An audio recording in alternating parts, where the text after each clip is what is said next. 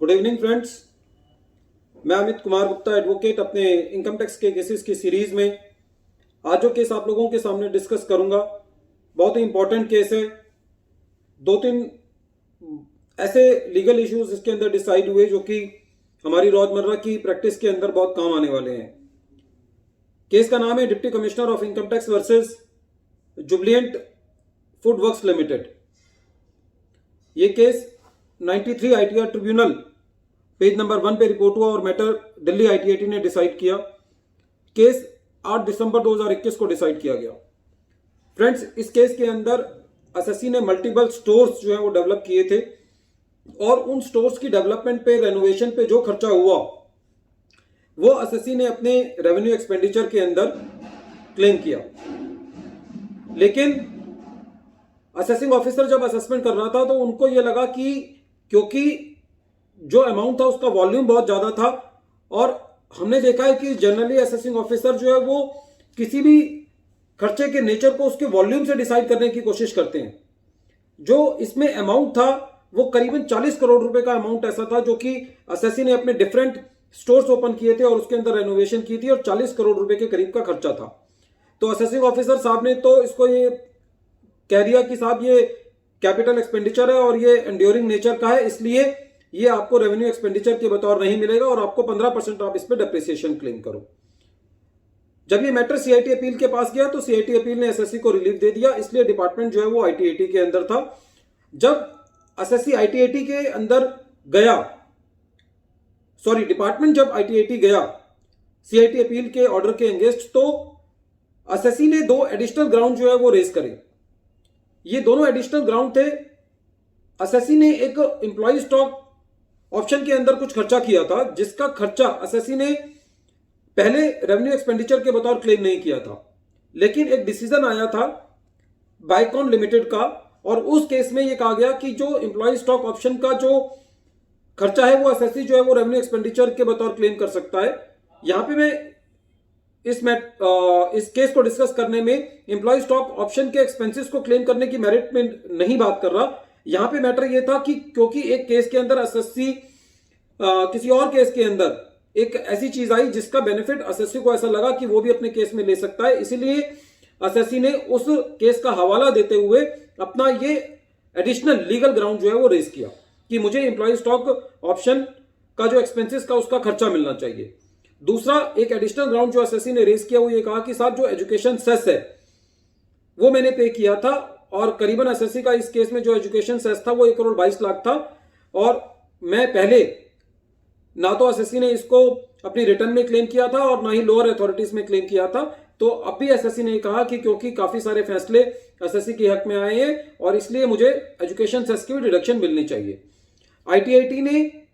जो CIT appeal का वाला मैटर था जिसके अंदर जो स्टोर्स का रेवेन्यू एक्सपेंडिचर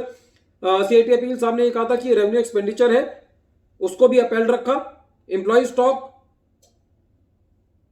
ऑप्शन के एक्सपेंसेस को भी दिया, ये कह के कि ये क्योंकि ये लीगल मैटर है इसलिए इसका एडिशनल ग्राउंड जो है वो एडमिट किया और जो दूसरा लीगल ग्राउंड था एजुकेशन सेस वाला भी उसको भी एसएससी के फेवर में डिसाइड किया। फ्रेंड्स, क्योंकि ये डिसीजन जो है वो फाइनेंस बिल 2022 से पहले का है तो इसीलिए इस केस के अंदर जो है वो आईटीएटी ने एसएससी को एजुकेशन सेस का डिडक्शन भी दे दिया। फाइनेंस बिल 2022 के अंदर ये चीज पहले ही आ चुकी है कि जो एजुकेशन सेस है उसको क्लियर कर दिया है उन्होंने कि ये डिडक्टिबल एक्सपेंडिचर नहीं है। तो यदि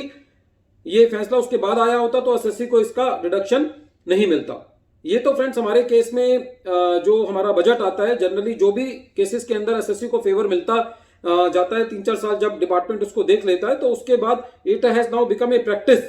दैट द लेजिस्लेशन जो है उन केसेस के अगेंस्ट ला दिया जाता है और उन केसेस को नलीफाई कर दिया जाता है। तो प्रैक्टिकली हमारे देश के अंदर जो जुडिशरी है उसकी खाली महत्ता इतनी रह गई है कि आप जाओ अपने मैटर्स को लेकर के 2-4-5-7 साल के अंदर कोई प्रेसिडेंट सेट होते हैं और फिर उसके बाद वो हमारी गवर्नमेंट को पढ़ाने लिखाने वाले लोग वहां पे जाकर के उनको बताते हैं कि साहब ये एसएससी को बेनिफिट मिल रहा है और वो उसका एक लक्यूना लेकर के आते हैं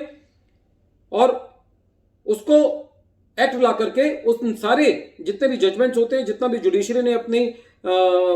मेंटल एक्सरसाइज की हुई होती है, प्रोविजंस को समझा होता है, उस सबको दोबारा जो है वो एसएससी के फेवर में डिसफेवर में ले आते हैं। तो फ्रेंड्स, ये हमारे देश का दुर्भाग्य है कि हमारे यहाँ पे जो गवर्नमेंट है जिस तरीके से चल रही है, कि पहली बात तो एसएससी को आईटीआईटी से पहले के लेवल पे कहीं पे भी कोई रिलीफ नहीं है, और यदि आईटीआईटी या हाईकोर्ट या सुप्रीम कोर्ट से किन्हीं केसेस में रिलीफ मिल भी जाता है तो वो 2-4 साल तक एग्जिस्ट करता है। उसके बाद बकायदा अब तो नाउ इस फाइनेंस बिल से तो ये प्रैक्टिस बन गई है, बकायदा उन केसेस का हवाला भी देते हैं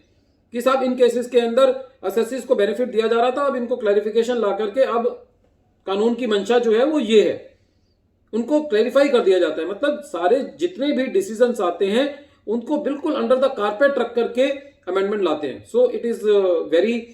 bad face of enacting the laws and nullifying the judicial decisions. तो इसका मतलब यह है कि अब जो एक बाइफर्केशन होती थी कि जुडिशरी का एक अलग रोल है, इनेक्टमेंट का एक अलग रोल है, नाउ अब जो पार्लियामेंट है वो जुडिशरी के दायरे में भी किसी तरह से जाना चाहते हैं। तो it is the very high handedness of the making the legislation in the fiscal loss. So I do not appreciate that part of the government because by doing this the concept of going to the courts and the faith of the assessees in the higher courts will decrease. So in this case, the two legal grounds which have been additionally raised by the assessee in the ITAT have been decided by the ITAT in favor of the assessee. Thank you friends. Thank you.